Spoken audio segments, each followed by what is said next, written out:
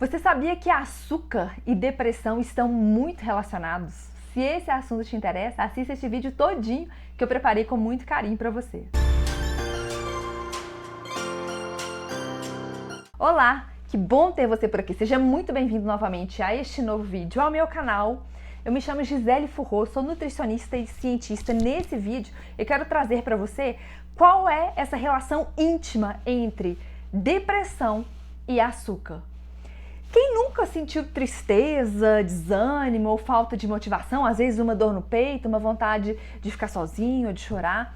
Eu quero colocar para você que essas emoções, quando elas ocorrem eventualmente, isso é normal, não é disso que eu quero tratar aqui hoje. O problema é quando esses momentos se tornam mais frequentes, quando nós estamos ali sem motivo aparente, com humor deprimido de forma persistente, porque nos sentirmos tristes, eventualmente isso vai acontecer. Sentir tristeza é relativamente normal. Agora, se isso ocorre, se esse humor deprimido ele é persistente, ele permanece no decorrer de vários dias, aí nós podemos estar diante de um quadro diferente, aí nós podemos estar diante de uma depressão. Eu quero colocar aqui para você que a depressão ela não afeta só o nosso humor. Vários sistemas biológicos, fisiológicos são alterados mediante a presença de uma depressão, como por exemplo, estado de disposição e energia. O nosso ciclo vigília, às vezes a pessoa vai experimentar ali um sono, uma insônia, um sono aumentado, uma alteração no apetite. Algumas pessoas experimentam um aumento do apetite, outras pessoas experimentam a perda do apetite, a tomada de decisão, o raciocínio fica prejudicado e até mesmo a nossa capacidade de sentir prazer com as coisas importantes da vida. E isso, num quadro de depressão, pode ficar alterado. O que eu quero trazer aqui é que a depressão é sim uma doença muito debilitante. Ela afeta nossa capacidade de trabalhar, nossa produtividade, acarreta prejuízos na atividade diária. Tanto é que ela já é a segunda maior causa de perda de capacidade no trabalho. Ela só fica atrás das doenças cardíacas. É um problema que a gente precisa olhar de frente. O nosso cérebro, ele afeta toda a nossa atividade diária. Quer nós queiramos ou não, quer nós tenhamos consciência disso ou não.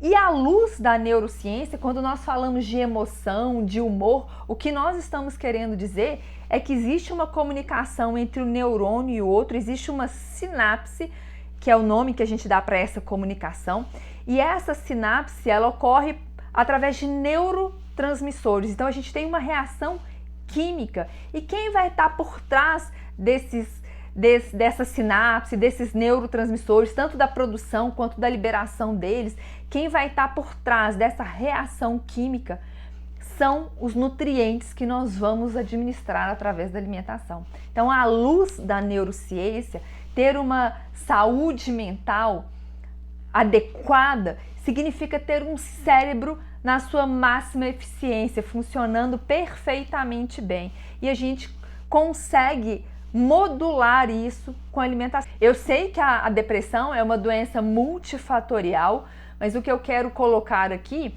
é que uma vez que você muda a alimentação, você tem um aporte, você consegue oferecer ali matéria-prima adequada para esse cérebro começar a funcionar melhor, e a partir daí você consegue se engajar, você percebe uma alavancagem nos outros processos que você está fazendo, num processo terapêutico, ou percebe diferença no seu dia a dia. Então a alimentação acho que é o primeiro pilar, é a base.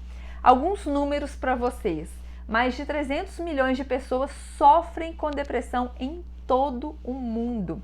A causa exata, ela ainda permanece desconhecida quando a gente vai analisar a literatura científica, mas geralmente o que a gente encontra nos artigos, existe uma combinação de fatores genéticos, existe essa predisposição genética, somado a fatores ambientais e psicológicos. E quando a gente estuda essa questão genética e epigenética, o que a gente já sabe, o que a ciência já sabe? A epigenética, os fatores ambientais, eles predominam sobre o fator genético.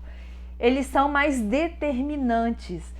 Uma pessoa pode ter um gene para depressão e esse gene passar a vida toda ali sendo silenciado se o ambiente promover esse silenciamento, se o ambiente fornecer ali uma alimentação adequada, um estilo de vida mais saudável, um sono de qualidade, um estilo mais ativo de vida. Agora, se o ambiente não der esse suporte, aí ele favorece a expressão genética. Por isso é que a gente já sabe que a genética não é a determinante de qualquer doença, não só da depressão, mas de qualquer doença. O fator epigenético, o fator ambiental, ele é mais importante. Estima-se que a depressão grave se torne a principal causa de incapacidade em países de alta renda até 2030. Isso é muito sério. Eu falei para vocês que no mundo mais de 300 milhões de pessoas já estão com depressão. E o Brasil é o país de maior prevalência de depressão na América Latina. Quando a gente analisa a América Latina, o Brasil está no top ali, está no ranking. Sim. Mais de 38 milhões de pessoas no Brasil têm depressão. E se a gente pega uma análise estatística da probabilidade de uma pessoa ter depressão no Brasil, estou falando de brasileiros, no decorrer da vida, em algum momento da vida, isso chega em valores que se aproximam de 20% da população. Isso significa que 20% da população brasileira vai enfrentar a depressão em algum momento da vida. A depressão é uma doença multifatorial, como eu já falei. Temos esses fatores genéticos e epigenéticos, mas quando vamos olhar agora a parte neurobiológica, a parte mais fisiológica. Quando a gente analisa os fatores que estão relacionados, o que a gente percebe? Existe uma alteração neuroimune, então o sistema imunológico está alterado, o sistema neuroendócrino também está desregulado, os hormônios estão desregulados. Além disso, a gente tem um déficit, um prejuízo nessa comunicação entre os neurônios, essa plasticidade sináptica está prejudicada, a neurogênese diminuída. Neurogênese é a formação de novos neurônios. A gente precisa formar novos neurônios, e isso está muito relacionado, é muito importante no processo de aprendizagem, tanto é que a gente tem ali, costuma ter associado com a depressão também, um volume reduzido do hipocampo. O hipocampo é uma área do cérebro que, dentre várias outras funções, ajuda a regular as nossas emoções. Tem um trabalho que foi publicado em 2017, eu vou deixar o print dele para vocês aí na tela, caso vocês queiram acessá-lo. Ele fala sobre, os autores investigaram a associação do consumo de açúcar com a depressão de forma transversal e também de forma prospectiva, 5 anos após. Esse trabalho ele foi feito com mais de 10 mil indivíduos, sendo que 33,1% foram mulheres e 66,9% foram homens de 35 a 55 anos. A análise transversal imediata já demonstrou uma associação positiva. O que isso significa? Pessoas que comem mais açúcar têm mais chances de desenvolver depressão. E a análise prospectiva demonstrou que as pessoas que consumiam mais açúcar tinham 23% mais chance de ter depressão 5 anos após. E por que essa chance aumenta tanto? Por que o consumo de açúcar, o excesso de consumo de açúcar, está relacionado com a depressão? Nós temos 4 fatores que estão envolvidos aqui. Primeiro, o excesso de glicose no cérebro diminui a produção do BNDF, que é o fator neurotrófico derivado do cérebro. A diminuição desse BNDF diminui a neurogênese, diminui a formação de novos neurônios, o que, por sua vez, vai acarretar a atrofia do hipocampo, que é uma área, como eu já falei para vocês, que ajuda a regular as emoções. Então, esse é o primeiro fator. Excesso de glicose no cérebro diminui a produção do BNDF. Segundo fator, o excesso de glicose, o excesso de açúcar na alimentação aumenta marcadores inflamatórios, inflama mais o corpo e a gente tem ali citocinas inflamatórias circulantes, isso aumenta a inflamação. Isso ajuda a deprimir o humor. Essa inflamação sistêmica acaba por gerar uma neuroinflamação e deprimir o humor. Terceiro fator, dietas altas, ricas em açúcar, em carboidrato, porque eu quero colocar aqui para você que o açúcar, ele não está presente só na bala, no doce, no chocolate. Vários produtos ditos até naturais, saudáveis, podem ter muito açúcar. Um tubérculo, uma raiz, uma mandioca, uma batata tem muito açúcar. Carboidrato e açúcar são sinônimos. No final das contas, isso vai virar glicose no seu corpo. Não vai fazer diferença se esse carboidrato veio de uma fonte natural, veio de um alimento que não foi nem processado. Ainda assim, ele pode ter muito açúcar e ainda assim, ele pode não estar fazendo bem para você naquele momento. O que eu quero chamar a atenção aqui? Se você está num quadro de depressão, vai ser muito importante você reduzir o consumo de carboidrato de uma forma geral. Seja ele de uma fonte mais natural, um arroz, uma batata, um tubérculo, até o carboidrato mais refinado, mais ultraprocessado, que a gente encontra em pães, biscoitos, doces, tortas. Terceiro fator, dietas ricas em açúcar, dietas ricas em glicose vão aumentar muito essa glicose no sangue, então isso vai gerar uma hiperglicemia. Consequentemente, a gente vai ter a produção de um hormônio que é a insulina e logo em seguida, com a ação da insulina, a gente vai ter uma hipoglicemia de rebote. Então, uma refeição com grande quantidade de glicose gera uma hiperglicemia seguida de uma hipoglicemia. Essa alternância de hiper e hipoglicemia, isso é extremamente danoso para o cérebro. Isso vai influenciar hormônios que controlam o nosso humor.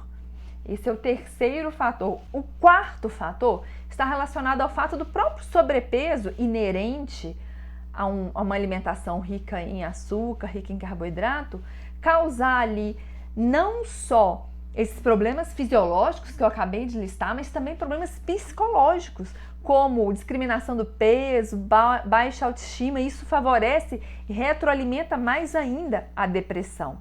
A gente tem um outro trabalho que eu também vou deixar ele listado, vou colocar o print dele para vocês, um trabalho que foi publicado em 2022, um trabalho mais recente, falando que a dieta e os marcadores inflamatórios circulantes são os principais contribuintes para a incidência de depressão. O poder está nas nossas mãos, o poder está no nosso garfo, à medida que a gente vai, a cada refeição, à medida que a gente vai fazendo escolhas. Se você está com humor deprimido, se você está num quadro de depressão, eu sei que não é simples, eu sei que você precisa de uma intervenção multifatorial, mas aqui eu quero te dar uma base para você mudar a sua alimentação, porque qual que é a minha ideia? Primeiro você vai mudar a sua alimentação, depois a alimentação vai mudar você, a alimentação vai te ajudar a sair da depressão. Um outro artigo, ele já fala sobre a importância dos nutrientes na produção, na liberação de vários neurotransmissores, como serotonina, dopamina, norepinefrina. Esses neurotransmissores, eles serão extremamente importantes na regulação do nosso humor, no nosso apetite, na nossa cognição, e eles podem estar ali diminuídos na depressão. Então a gente consegue, se eu fosse listar ali de uma forma bem resumida para você tudo que a gente tem que está envolvido na depressão, vou repassar alguns pontos que eu já falei até aqui, como se fosse uma síntese para a gente dar continuidade.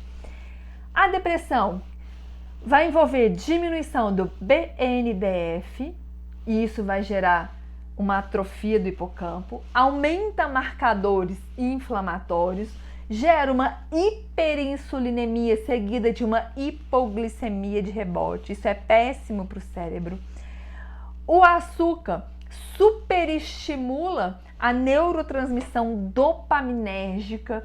Então a gente tem uma superestimulação do sistema de recompensa. A microbiota intestinal está alterada na depressão. A gente observa ali uma alteração do eixo HPA, que é o eixo hipotálamo, hipófise, adrenal. Isso vai aumentar cortisol. Cortisol aumentado altera a produção e a liberação de neurotransmissores. A gente tem ainda fatores psicossociais envolvidos, como o fato do sistema dopaminérgico estar superestimulado vai levar a pessoa a buscar um prazer imediato. Isso pode estar relacionado. Quais são os tipos de prazer imediato? Comida, vícios por jogos, por compras. Esse sistema dopaminérgico, essa superestimulação do sistema de recompensa vai fazer com que nós passemos a buscar essa recompensa imediata em detrimento ali do possível prejuízo que isso possa estar inerente no segundo momento. Então a gente não se preocupa com esse prejuízo, a gente quer saber só dessa recompensa imediata. Isso tudo está alterado na depressão. Eu já falei para vocês então que o excesso de açúcar vai causar uma hiperglicemia seguida de uma hipoglicemia, vai inflamar mais, vai causar alteração da produção de neurotransmissores. Mas como é que a gente tem uma alimentação mais anti-inflamatória? Como é que a gente pode dar esse suporte através da alimentação? Como é que a gente consegue diminuir a quantidade de açúcar que a gente está ofertando? Eu já falei para vocês que o açúcar ele não vai estar presente só nos produtos doces, só no chocolate, no doce, na sobremesa, na torta, na bala. O açúcar está presente em todos os alimentos que são ricos em carboidratos, como macarrão, arroz, feijão. Então a gente precisa diminuir a quantidade desse açúcar. A gente tem uma estratégia alimentar que é chamada de baixo carboidrato ou low carb, exatamente porque ela leva em consideração a diminuição da quantidade de carboidrato quando a gente compara com a dieta ocidental. A dieta ocidental preconiza que o consumo de carboidrato deva ficar entre 45% a 65% das necessidades diárias. Esse é um consumo extremamente alto. Seguindo essa diretriz, na base da pirâmide, o que você deveria comer mais é exatamente açúcar. Essa dieta ocidental, ela vai causar vários picos de insulina durante o dia, ela vai te inflamar mais. Isso tudo é o que a gente não quer aqui na depressão. A gente quer uma alimentação que não cause os picos constantes de insulina, que não libere tantos marcadores inflamatórios, que não causem neuroinflamação, que não alterem a microbiota, e a microbiota alterada, ela acaba por prejudicar o cérebro, porque a gente tem um eixo uma comunicação dupla do intestino para o cérebro. Isso ocorre tanto através, a gente tem um nervo, essa comunicação ela é direta. Imagine um fio ligando o estômago, ligando o trato gastrointestinal ao cérebro. Esse nervo é chamado de nervo vago. Além disso, o que acontece no intestino pode chegar ao sistema nervoso pelo sangue, é um outro exemplo, pelo sistema imune. Então essa comunicação entre o intestino e o cérebro faz com que o que acontece no nosso ambiente gastrointestinal influencie e muito o que acontece no cérebro. Tanto é que 95% da nossa serotonina é produzida no intestino, nem é no cérebro. Ok, nós já sabemos que a serotonina participa de outras funções distintas no trato gastrointestinal, mas eu quero colocar para vocês a importância do que acontece a nível do sistema digestório. Seguindo ali uma estratégia de baixo carboidrato, o que você precisa cortar, restringir ou inserir na sua alimentação? Dentro dessa estratégia de baixo carboidrato, nós vamos preconizar ali que o consumo de carboidrato vai ficar entre 50 a 100 gramas de carboidratos ao dia. Dentro de uma dieta convencional, esse valor chegaria até 300, 400 gramas. Então, a gente vai fazer uma redução. O que a gente vai eliminar? O que você precisa cortar? O que você não vai consumir? Nenhum tipo de farinha, né? Nada que tenha farinha branca. Então, bolo, pão, macarrão, arroz, batata, mandioca, beterraba, os tubérculos, tudo que está debaixo da terra não vai ser bem-vindo. Milho, massas, pães, o próprio açúcar, a própria sacarose. Então, tudo isso você vai retirar, você vai eliminar os grãos, farinha de trigo, aveia, centeio, cevada. Você vai evitar as raízes, como eu falei para vocês, batata, mandioca, beterraba. Você vai cortar completamente o açúcar.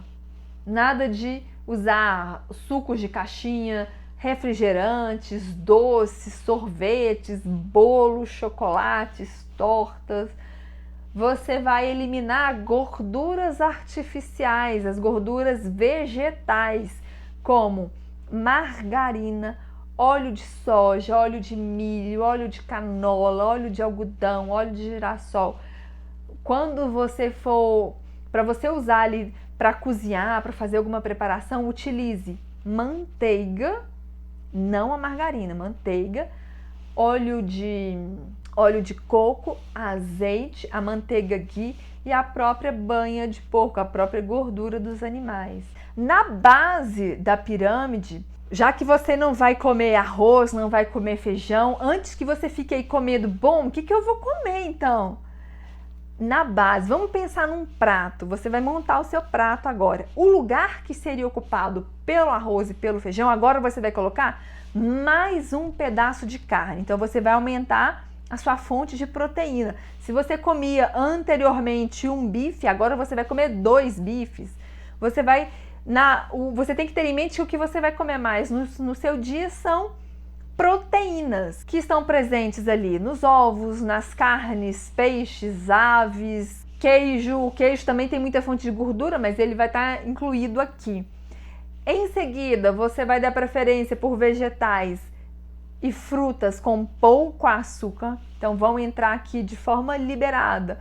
Brócolis, couve-flor, abobrinha, berinjela, todos os vegetais folhosos, tomate, cebola, pimentão, quiabo, tudo isso você pode comer de forma liberada.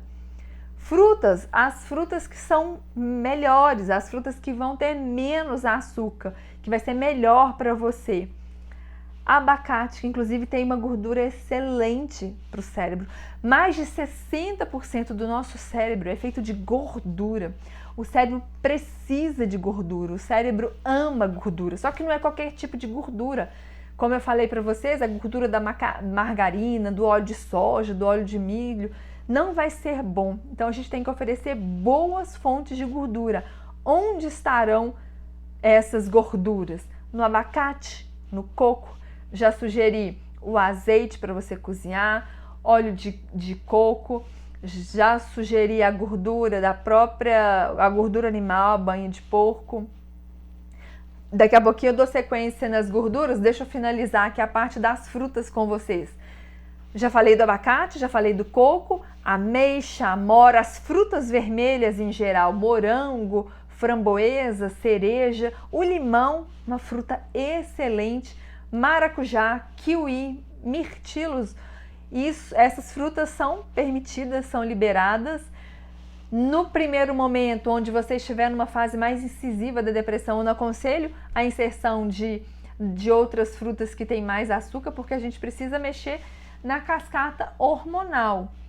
Como que a gente vai dar um aporte de boas fontes de gordura? Já sugeri as gorduras de preparação, mas além disso a gente pode incluir castanhas. Castanhas são excelentes, vão ter outros minerais importantes para a função cerebral. Então nós vamos ter aqui amêndoa, castanha de caju, nozes, macadâmia, castanha do Pará, pistache. Outras fontes de gordura são as sementes: gergelim, chia, girassol, linhaça, semente de abóbora. Todas essas sementes são ricas em ômega 3, uma excelente gordura para o cérebro, serão muito bem-vindas. Então, de uma forma bem resumida, qual que vai ser a base da sua alimentação? Carnes, peixes, ovos, vísceras, queijos e iogurtes daqueles de 2 ingredientes são permitidos. Aqueles cheios de corante, cheios de açúcar, não. Vegetais de baixo amido, frutas com menos açúcar, as castanhas, as sementes, como eu listei aqui para vocês, especiarias são muito bem-vindas porque elas têm muitos fitoquímicos anti-inflamatórios, reconhecidamente, com muita evidência científica. Se você entrar no PubMed, uma plataforma de busca de artigos científicos, você vai encontrar muita coisa publicada em relação à cúrcuma, ao gengibre e ao cacau, enquanto fatores ali anti-inflamatórios. Então essas especiarias você pode usar e abusar, são especiarias que podem te ajudar a desinflamar o seu cérebro. Se eu fosse dar um exemplo de cardápio para você, o que você poderia comer no café da manhã? Claro que eu vou falar de uma forma bem generalizada aqui. O famoso ovo no café da manhã não tem erro. Então 2 ovos com uma fatia de queijo, 2 ovos com um pouquinho de frango desfiado, ou apenas os ovos, um café sem açúcar. É um excelente café da manhã. No lanche você pode comer um pouquinho de castanha, um punhadinho de castanha, umas 30, 50 gramas de castanha, ou um copinho de iogurte desses de 2 ingredientes com sementes. O almoço, eu já expliquei para você que você vai dar preferência pela proteína. Então vamos imaginar que 1/3 do seu prato vai ser ocupado por proteína. Você pode misturar mais de uma proteína, inclusive pode colocar carne, um ovo, uma carne vermelha com uma carne branca. O restante vai ser preenchido por vegetais folhosos e legumes com baixo amido. O jantar, você repete o almoço, ou se você quiser fazer uma coisa diferente, uma coisa mais prática, você pode fazer ali um filé de peixe, ou então uma sobrecoxa de frango na air fry, que é uma opção bem prática também para o dia a dia.